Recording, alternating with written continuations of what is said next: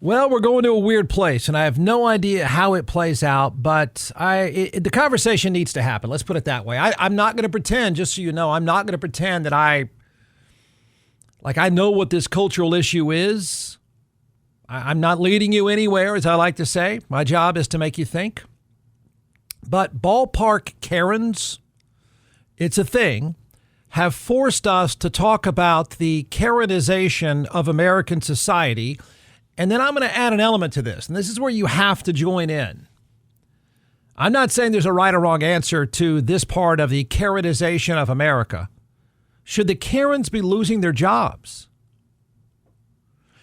All right, Karenization. Jeff, is there an exact definition of that? I don't know. I just made it up.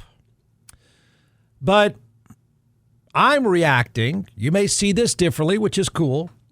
It seems to me we're more reactionary than ever before. Social media and our consumption is more reactionary.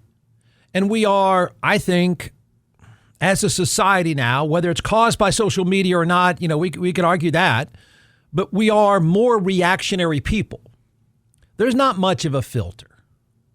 Okay? Are we more reactionary than ever? And I'm not pretending to know that answer. I just think it's something we have to talk about now that people are losing their jobs. So we're not good at letting things play out. In fact, in a lot of cases, it seems like we're incapable of letting things play out. What's most amazing to me is that people generally just can't stay in their lane. We just can't stay out of each other's business, to the point that it starts costing people their jobs. I'm going to say this, not that it's going to work. Please don't flip out MAGAs. Don't. This is not necessarily meant as a political or cultural criticism necessarily, but I think a big reason, probably the biggest reason, an opinion here, that Donald Trump has been elected twice. And I'm not saying he created this. Listen to what I'm arguing. What I am saying is he came along at a time in a social media phenomenon, and his style and his mannerisms fit social media. I'm not going to argue he created this. I've said this before. He came along to fit this reactionary culture that we live in now. And I think it's the primary reason he's been elected twice. I'll say whatever I want, I'll say it to whoever I want, is appealing to a lot of people. Trump is the political Karen in a lot of ways. And I bet that's the most important thing to most voters. He'll say what you want to say, and he'll say it in a way you'd like to say it. He didn't create it. Okay, I'm not saying that, but he's a byproduct of where we're headed. He just pours gas on it. I'm just using him as an example.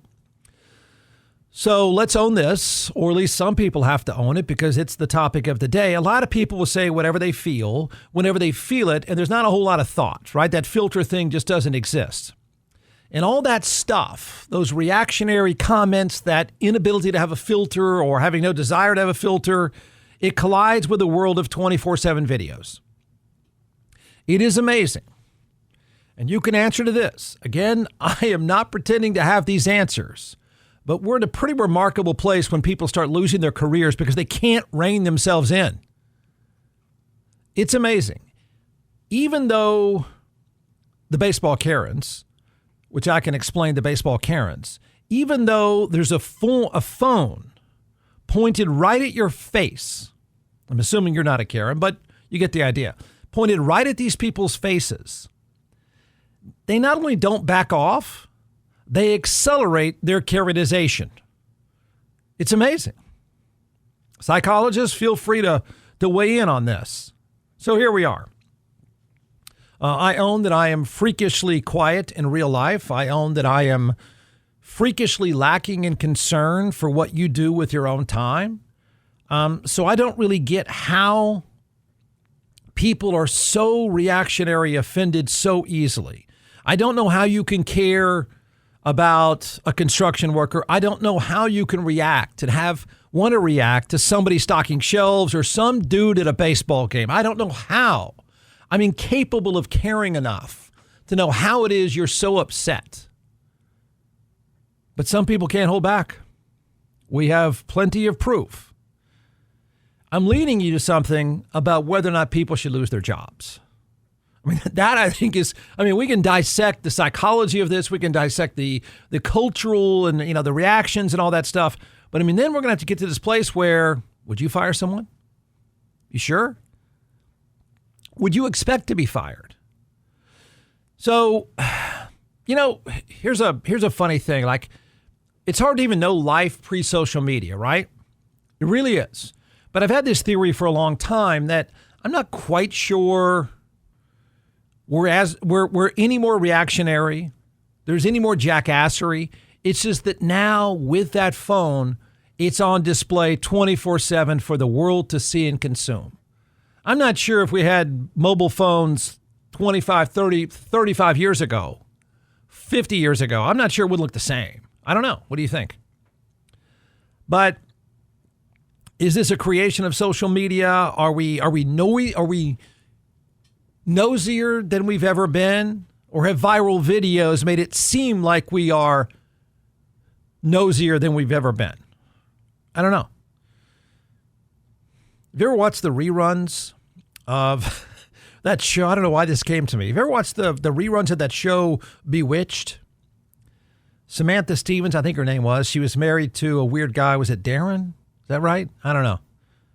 And she had to hide that she had magical powers, but her nosy neighbor, Gladys Kravitz, was always snooping around. Are we more like Gladys Kravitz than we've ever been, or are viral videos outing people so it looks and feels like we're more like Gladys Kravitz than ever before? I don't know. I might even cut us a little bit of slack and say that's more about the video capability. But what the weird part with that is we won't stop. Ballpark Karen had a phone in her face and wouldn't stop. What's that about? Okay, I don't know if it's more, is there a male term for Karen? I don't even know. I feel terrible for Karens, like the real Karens. No, not Karens, like if your name is Karen. Is there a male term for Karen?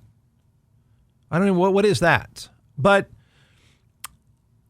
are there more female Karens or more male Karens? It feels like there are more female Karens, but I don't know that either. So, reason why I bring this up, okay? It's going to happen again and again. I think the issue is going to come up again, and I'm curious where you draw the line. And I'm talking about as an employer. I'm talking about as a manager. I'm talking about as a coworker or a client. Like, this is different than just acting like a jackass. Now we're talking about, should you lose your job because you go viral for being Karen? In the case of baseball Karen, would you fire her for saying? We can break this one down, and there's a new element to this that I think is it's interesting, because the guy she was cussing at, the guy that she threatened with ice, he said, "I can't believe she's going to lose her job. I don't agree with that." Yeah, I don't know. That's pretty rough. But if she had just said only P words, drink whatever seltzer or whatever he was drinking, do you fire her for that, or the comment, "We'll call ICE," or telling someone to call ICE? Here's the story in case you don't know it, and there's probably a change to all this. A Milwaukee Brewers fan who threatened "let's call ICE" on a Latino Dodgers fan at a video recorded during the NLCS Game 2 has lost her job. Both fans have been banned from the Brewers' American Family Field. The woman in the video is Shannon Kobylarczyk, Kobylarczyk. We're just going to call her Karen Shannon. Reported that her employer, the Milwaukee-based staffing company Manpower Group, has confirmed that she is, quote, no longer with the organization. Additionally, she resigned from her role on the board of directors at Make-A-Wish Foundation. The fan, I assume you've heard some of this by now, the fan is Ricardo Fasado. In the seventh inning of the game, He's walking around and he's walking up the steps in the seventh inning saying, why is it so quiet around here? Of which Karen Shannon responds, real men drink beer, P word, to which he was holding, I don't even know what this is, a Happy Thursday spiked refresher, which sounds like hell to me. She then tapped the Brewers fan in front of her and said, you know what, let's call ICE. Then he responded with, ICE is not going to do nothing to me. Good luck. She then, of course, he's, like I said, he's got his phone. That's the amazing thing is the phone is pointed right at you. But the Karens of today, the Karenization of today, people just won't stop. It's like it accelerates. It's like Pavlov's dog. If I see a screen and it's pointed in my face, I'm going to act even more like a jackass. It's bizarre. But she doubled down. He kept saying, call ICE, call him. Call him, you effing idiot. She slapped the phone out of his hand. Okay. Now, I don't know if you think this matters or not. So I bring it up because it's stupid, no doubt. It's just bizarre to me. I don't understand you. I don't know why you can't shut up. I don't know why people care. I really don't. But it happens. She's mean, she's stupid, she's racist. She showed herself, but should she lose her job? She's angry, she's mean-spirited, and I get why we don't want to like her. I don't like her much. But why should she lose her job? Even he's come out now and said, I think that's a little too much. The guy involved, right? The guy that was having the drink, the Happy Thursday spiked refresher, says, I don't think it was that horrible or something that should get her fired. I feel bad for her, he said. He said, nobody was physically hurt. Should that matter? You know what? I mean, should that matter? She's already been whacked, so she's fired. And she already quit the board of Make-A-Wish, which I could get that more than I could maybe even getting fired. So I don't know. Should she lose her job? I feel weird saying this. I don't think it's not that black and white to me. I'm not saying I like her. I'm not saying I don't find her and that kind of stuff nuts. I really don't. But my personal feelings for her or anybody else I work with, I don't think would decide the business direction. Feel free to argue, because I don't really like my position, to be honest with you. I don't. I'd like to be convinced that I shouldn't be so... I'm struggling with firing her. I am. Without some evidence, it's going to hurt the business. Oh, no, she's a jackass. It's weird to me, and it may happen again. I don't know. Maybe it's happened before. And if so, that's a deal breaker. But if this is a one-off and Crazy Shannon went Crazy Karen, is that enough to fire her? This would be, and I'm just being intellectually honest, I don't like my position. I'm happy to be swayed another direction. But my question would be this, and it's going to happen again. It's happened in the past. In fact, I found this video because I'm a quiet person. I don't really want to deal with you. I'm good in my lane. I don't want to get out. So I am blown away by this vomiting of words. This is, what is this called? This is, it's a list of, everybody probably has one of these. It's a YouTube list of the 20 worst Karens. We're not going to do all 20, but I believe the first person on the list is a lady who's going around in the store and coughing on people right at the tail end of COVID. You're only making it more difficult for yourselves on filing a civil lawsuit. Welcome to Watch Mojo. And today we're counting down our picks for the most infamous times the rudest, most entitled people, better known as Karens, caused havoc and destroyed their reputations and jobs in the process. It fueled already heightened racial tensions in the U.S. and would end with Cooper losing her job and facing charges herself. Number 20. Coughing Karen. The COVID-19 pandemic and the measures put in to reduce exposure was a wild time for Karen content.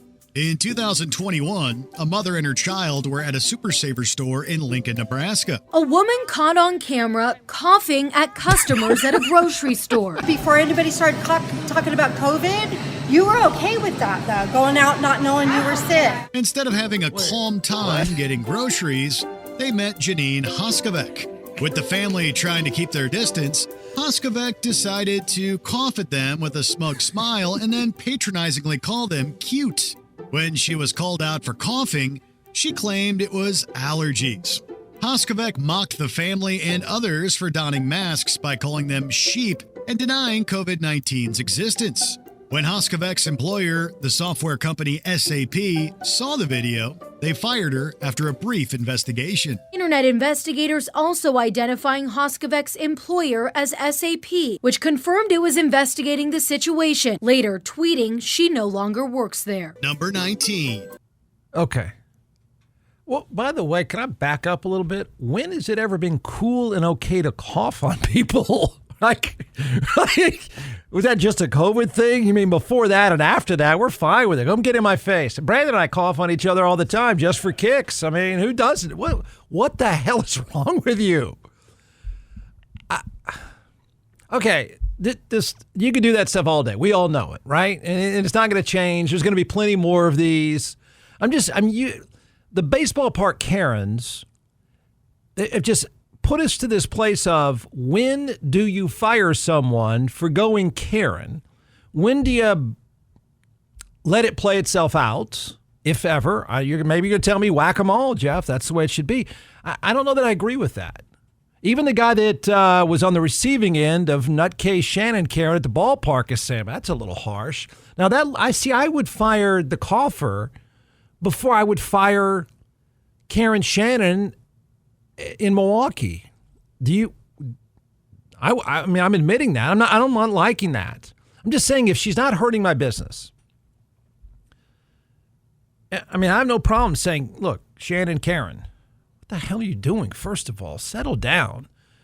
If this gets worse, or we lose a client, or business takes a turn, you're going to get fired.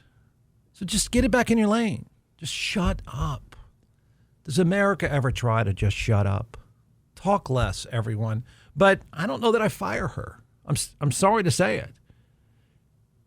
I mean, is she harming? To me, this would be a reasonable question. I mean, I'm not saying they're reasonable people. I'm just saying, in terms of firing someone, are they hurting business? Is it measurable?